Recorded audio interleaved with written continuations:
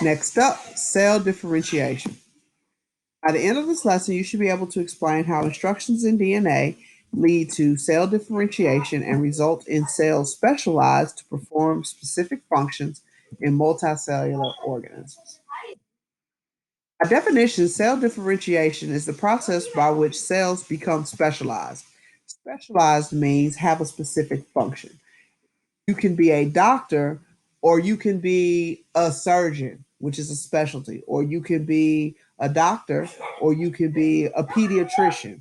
So you can be general or you can be a little more specific, which makes you specialized. These are going to originate from stem cells. Stem cells are unspecialized cells from which differentiated cells develop, and it occurs in three stages: totipotent, pluripotent, and multipotent. Gene regulation, the same DNA. All cells have the same DNA regardless of function. All your cells are unique to you. Your DNA is not going to be identical to anybody else's on this planet.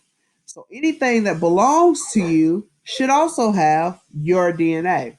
So every single cell in your body contains your strand of DNA no matter what the cell does. Now, we know that your DNA is your instructions to how everything in your cell and in your system runs. Okay? Well, inside your DNA, there are all these on and off switches. Those on and off switches are capable of turning on genes when they're needed. So, what does that mean? For example, you have muscle cells. Your muscle cells have all the same DNA as your skin cells. Okay? But we don't need your skin to do muscle work. So, in your skin cells, the muscle gene is turned off. Think about your house. When you get up in the middle of the night and you go in the bathroom and you turn the switch on, all of the lights in your house don't come on. Why? Because you don't need all those lights. You only need the light in the bathroom. So your genes work the same way. They turn on and off depending on need. So here's a graphic of kind of how stem cells work. So you start with the stem cell, and this stem cell has no specific function. Then it can become differentiated. And becoming differentiated, they can become any of these cells, and this is just to name a few. Again, some stem cells are going to go to become bone cells, some are going to become fat, some become muscle, some is going to become sperm and egg. So they can all become different cells. So this cell has no function, it's unspecialized. This cell will go under those three stages and become a specialized cell that's going to carry out a specific function.